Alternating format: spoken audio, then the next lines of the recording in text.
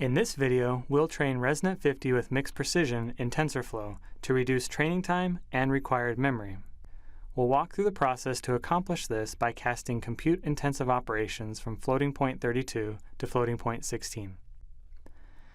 ResNet is a popular model in computer vision applications. NVIDIA GPUs with Tensor Cores can accelerate the training of this complex model. To start, pull the latest TensorFlow container from the NVIDIA GPU cloud using the Docker pull command.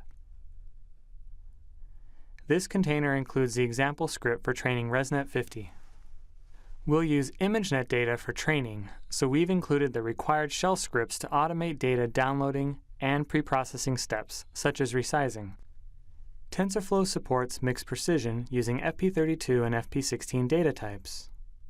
Due to the differences in representable ranges, simply converting the model to FP16 can cause gradient underflow or overflow problems.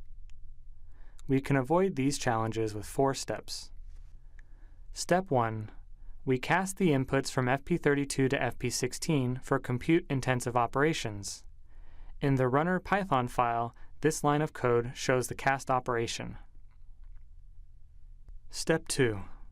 Because FP16 might cause underflow or overflow issues, we do loss calculation in FP32. In the backward pass, TensorFlow will automatically cast gradients back to FP16. For this, we just need to add another cast to our code. Loss calculation is done based on the final output of the dense layer, which we named as logits. To maintain the loss computation in FP32, we will cast logits back to FP32. In the backward pass, TensorFlow will effectively add the inverse of this cast and will cast back to FP16, which means that the weights and the gradients are still in FP16. This will help us to maximize the Volta Tensor Core usage effectively. Step 3. In the backward pass, gradients are small compared to the parameters. If we try to update our parameters with the gradients that are much smaller than the parameters, then we might lose those parameter updates. To compensate, we will maintain the master copy of weights in FP32. This means that, to the end of the backward pass, FP16 gradients will be cast to FP32, and thereby applied to FP32 weights. In the forward pass, we will cast the weights to FP16 so that the gradient computations remain in FP16. For this process, if you see the variable storage file, we've provided a helper function that overrides the mechanism by which TensorFlow creates new variables. Here, we effectively force the storage type of parameters to be FP32 and call the original TensorFlow getter function. If the computational parameters are not in FP32, we will cast them as FP16.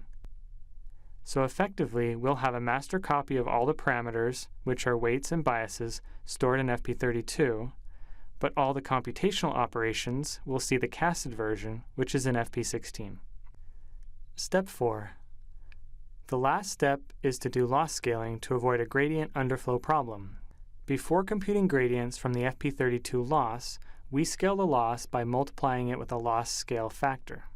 By doing so, gradients are pushed to larger values, and we can safely represent them in FP16.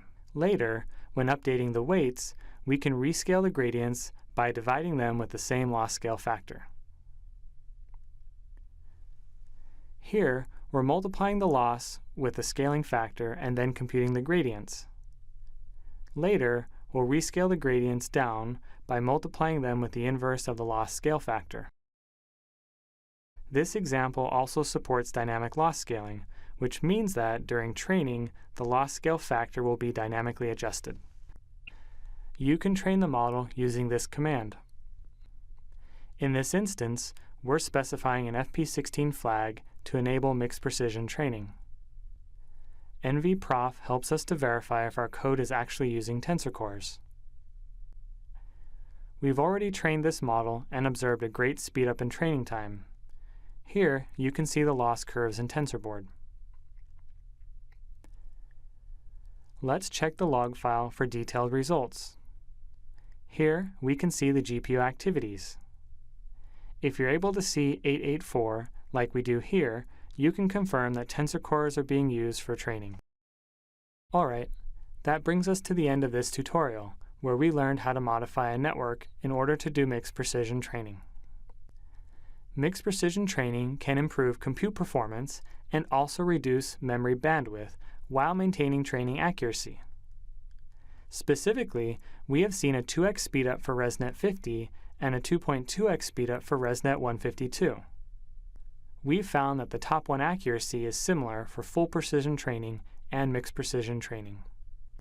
When converting your own networks, the following considerations will help you get the most out of tensor cores.